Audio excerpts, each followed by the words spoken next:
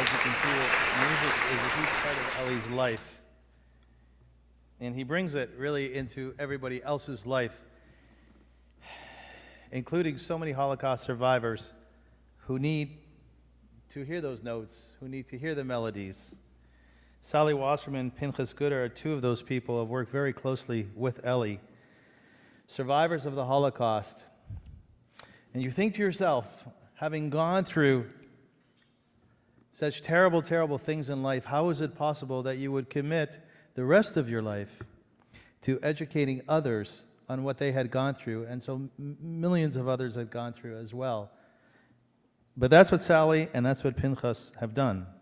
And they have joined Ellie on this trek and this journey, or perhaps Ellie has joined them to do Tikkun Olam, to make this world a better place, to repair our world so that everybody, Jew and non-Jew, natives, Buddhists, every conceivable nation and people should understand and know that when evil exists, it is our responsibility to be better, to be the best people we possibly can, to do chesed, to do kindness.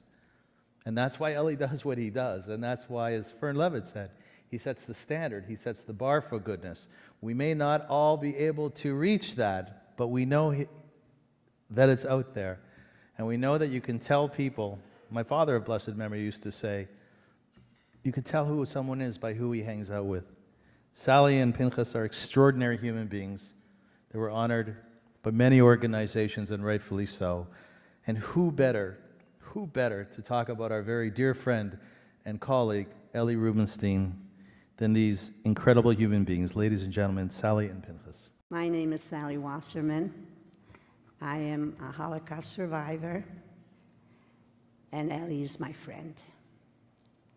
15 years ago, I had the privilege to participate for the first time in the March of the Living trip. And of course, that was the very first time that I met Ellie. After being informed that he was the educational director for the March, as well as its leader, I remember thinking, what can this obviously young Canadian man, obviously he was Jewish, he appeared to be modestly observant to me. However, I didn't know what to expect. To my mind, it seemed that someone leading this sort of mission ought to be perhaps older, preferably a survivor of the Holocaust. I wondered, what could he possibly know about Poland, about the Holocaust? How could he relate? I couldn't understand at that time, 15 years ago.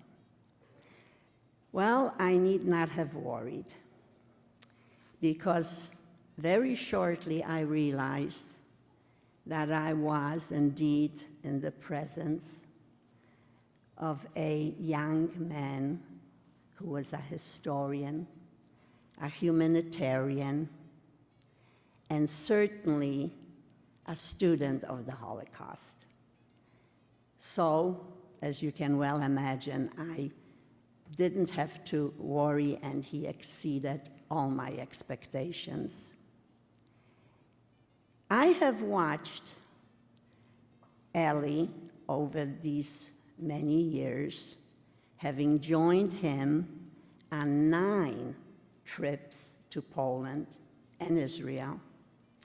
I have watched him interact with the students, both Jews and non-Jews. I have listened and watched him tell stories to a room full of non-Jewish students, and at that time wondering, will they understand? I mean, his stories are sort of Jewish. Well, They not only listened, they not only understood, but they got it. And that is, in my mind, the sum of a great, extraordinary teacher. And that is what Ellie represents to me, an extraordinary teacher, not only of the Holocaust, but of humanitarian possibilities, injustices, and so on and so forth. We all know that Ellie is a great storyteller. I, wherever possible, and whenever I see that he's going to be lecturing somewhere or storytelling somewhere, more likely than not, you will see me in the audience. Ellie, wherever you are in this room, you know I am your groupie, eh? Okay. I think that the survivors that traveled with Ellie over the years and survivors who belong to his synagogue, they all have the utmost respect for him, and they love him. And so many of us are here this evening, in spite of the fact that this beautiful venue is not exactly at Bathurst and Shepherd. If your mother is here tonight, and I am sure she is, Ellie, she must be extremely proud. And I would just like to say to her, Mrs. Rubenstein, you have a fine son. You have a fine, fine son.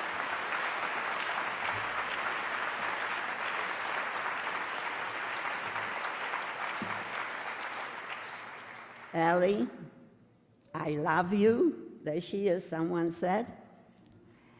I love you, and I love Mickey, and by now everyone knows that Mickey is his dog. And also my dog's, Maggie's, best friend. Thank you very, very much, and enjoy the evening. I'm gonna help you here. Good evening. Because it is so easy to sing the praises of Ellie Rubenstein, my wife Dorothy made me promise to first of all lodge a complaint and point out a small failing. Dorothy has a problem with the lightning speed at which Ellie talks, and her worry is that she misses out half of Ellie's jokes, and that is not funny. Ellie's jokes, in fact, lead me to exactly what I want to focus on in my personal salute to Ellie, something I would call his joyful spirituality. As Ellie was a great friend of Dorothy's late brother, Alec Gelser, we met Ellie shortly after arrival in Canada 27 years ago. So we have been friends for a long time. But my closest time together with Ellie has been when we went to Poland together on the Marches of Remembrance and Hope. The marches, as I do not need to tell you, are no picnic in the woods. We endure the grueling days because at the end of it we come away with so much. We learn about history, we learn about humanity and inhumanity. And perhaps most importantly, something of ourselves is revealed to us. Something of ourselves changes in the short but very intense process. When Ellie is there with us, with his guitar and his songs, and as I say, that joyful spirituality, he provides a kind of framework for us. The songs cushion us, helping us to bear what we are witness to. The singing also helps to broaden us, to go beyond what we are witness to to go back into the world in which we live and which we are obliged to play our part to the best of our abilities. He is tireless. I can't say that he is tireless in his efforts. There's no glimmer of effort.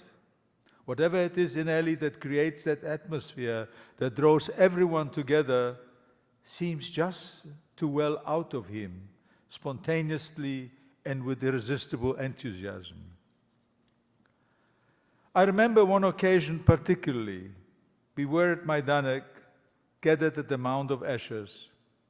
Eli was busy setting up microphones for the ceremony of commemoration and mourning to be held there.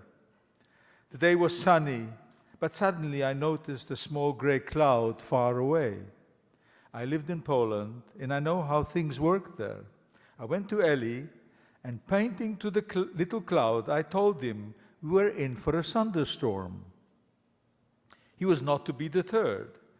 As he continued getting things together, I kept my eye on the approaching cloud, deepening from gray to threatening black. We were all set and ready, including the heavens. The skies opened just before the string of the first string of the guitar was plucked. The only music was a heavenly symphony of thunder and lightning. Within seconds, the students were drenched and ran scattering to the shelter of the buses. I ran too. When I looked back, I saw Eli standing there on his own, looking up at the sky in disbelief. That's Eli. Even a thunderstorm of immense proportion won't stop him. Thank you.